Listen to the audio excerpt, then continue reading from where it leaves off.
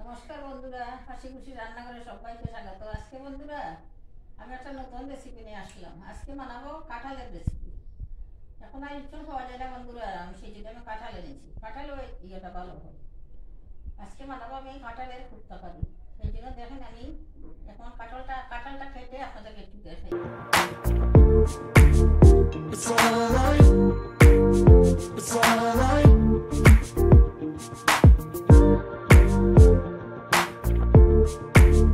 It's alright.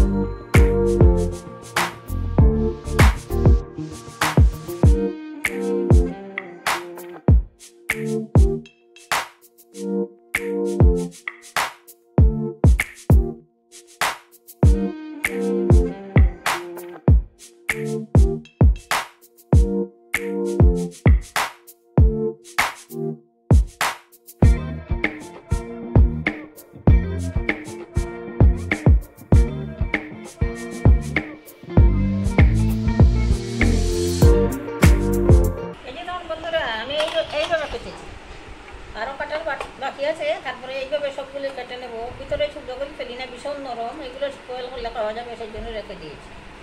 আর বিচির বাইরে যে বাড়ি পর্দাটা ফেলে দিয়েছি। এখন আমি বাকিগুলো কাটি, তারপরে আপনাদেরকে বয়েল করার সময় দেখাবো।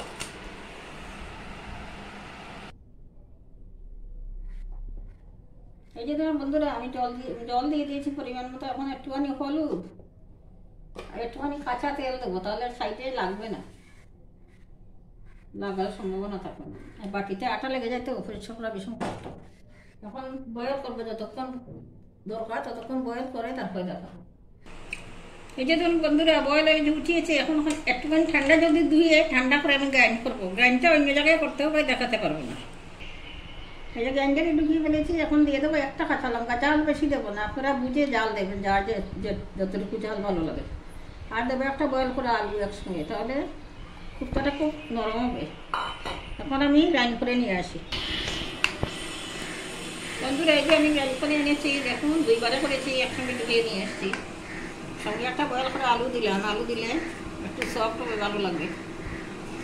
এখন আমি এটাকে মাখবো, দাদা দেখাই আপনাদের।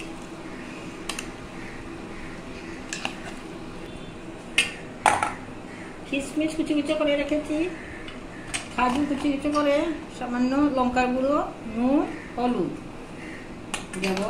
আর দেব অল্প গরম মশলা বাটা, লবঙ্গ, এলাচ, দারচিনি আর জয়ত্রী আছে একসঙ্গে। 1 চামচ আদা বাটা, কাঁচা লঙ্কা বাটা দিলাম না, লঙ্কার গুঁড়ো আছে তো, এটা জাল লঙ্কার গুঁড়ো। এখন এগুলোকে আমি খুব ভালো করে মেখে কুপ্তার আটা দেবো। 1 চামচ ময়দা দেবো বন্ধুরা, 1 টেবিল চামচই দিলাম। এটা বাইন্ডিংয়ে দিন না, খুলে যাবে, ভাজা করার সময় খুলে হয়ে যাবে। ময়দা না দিলে হবে না। খুব ভালো করে মেখে তারপরে আমি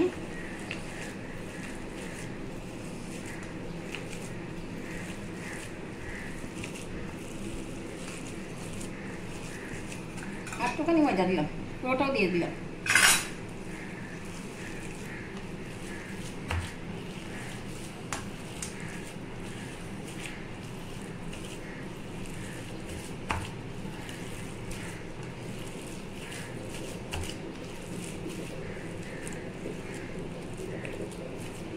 পুরো মিহি করিনি, একটুখানি দানা দানা রেখেছি। একদম মিহি হলে ভালো লাগবে না, একটুখানি দানা দানা থাকলে ভালো লাগবে।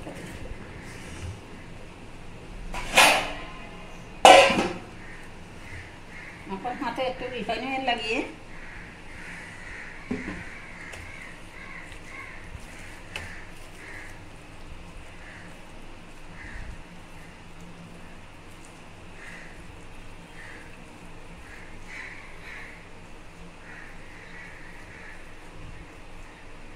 লম্বা ডিমের মতো, এখন মনে হচ্ছে ভাজা করা ডিম, হলুদ মিশিয়ে ডিম ভাজা করে আমরা যেরকম করি সেই ডিম লাগছে।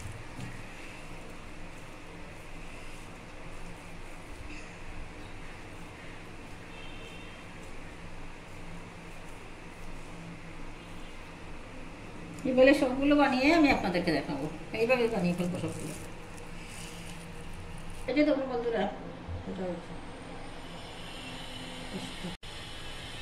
কড়াই বসিয়ে দিয়ে কড়াইটা গরম হয়ে এখন দিয়ে দেবো রিফাইন তেল।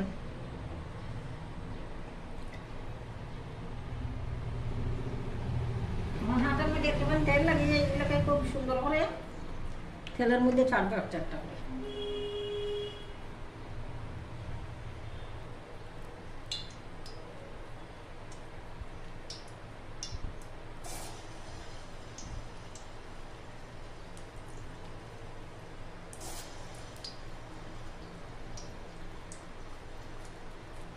বন্ধুরা আমি তেলটা খুব ভালো করে গরম করলাম, তারপরে ফ্লেমটা একটু কমিয়ে দিয়েছি। লো ফ্লেমে করতে পারলে ভাজা ভালো হবে না, ভিতরটা কাঁচা থাকবে।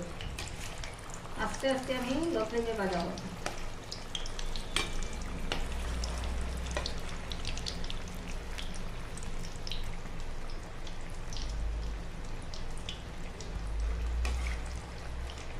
সময় লাগবে, একটু টাইম লাগিয়ে ভাজা করতে হবে।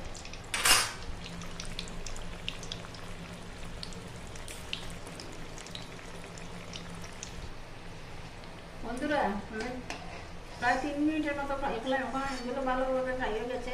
এখন নামিয়ে বাকি যেগুলো আছে সেগুলো একইভাবে ভাজা করবো, পরে তারপরে তরকারি বসানোর সময় আমি আপনাদেরকে দেখাবো।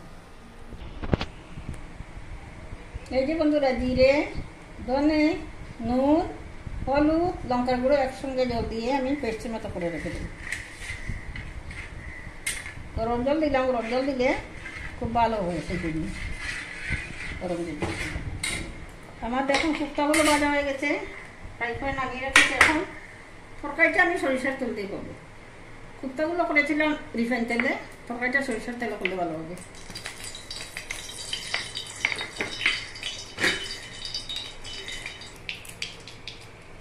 তেজপাতা,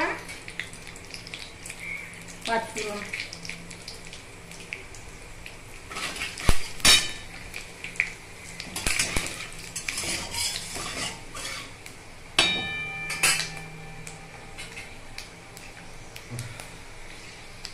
তরকারিটা সম্পূর্ণ নিরামিষ বন্ধুরা, এটাতে রসুন পেঁয়াজ কিচ্ছু ইউজ করি না, নিরামিষভাবে রান্না করছি।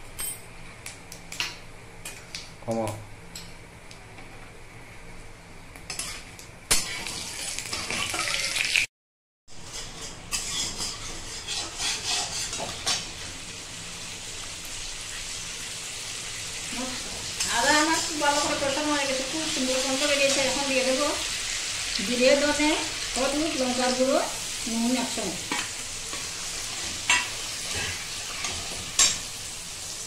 একটুখানি কাশ্মীরি লঙ্কার গুঁড়ো দিলাম রঙের জন্য।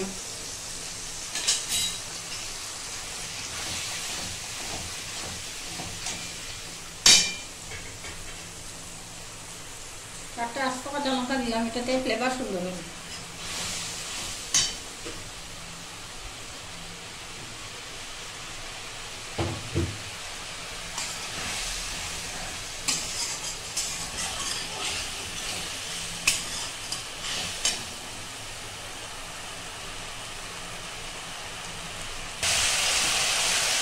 মশলা খুব ভালো করে কষানো হয়ে গেছে, এই দেখুন মশলা করে তেল দিয়ে করে দিয়েছে।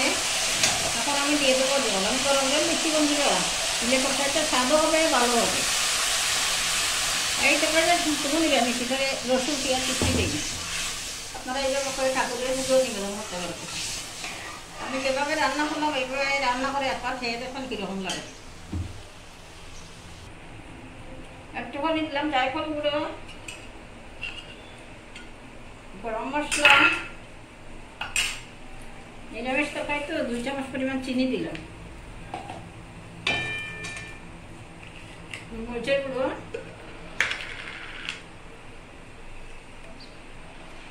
এক চামচ ঘি,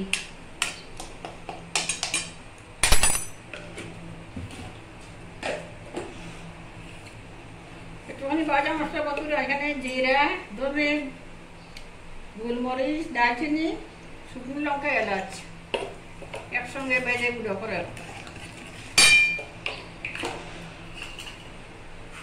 এখন কুপ্তাগুলো দেবো, সবগুলো আগে দিয়ে দিলাম। কুপ্তাগুলো বেশি নাড়ানো যাবে না, ভেঙে যাবে, সেই জন্য গরম মশলা দিয়ে সব আগে দিলাম।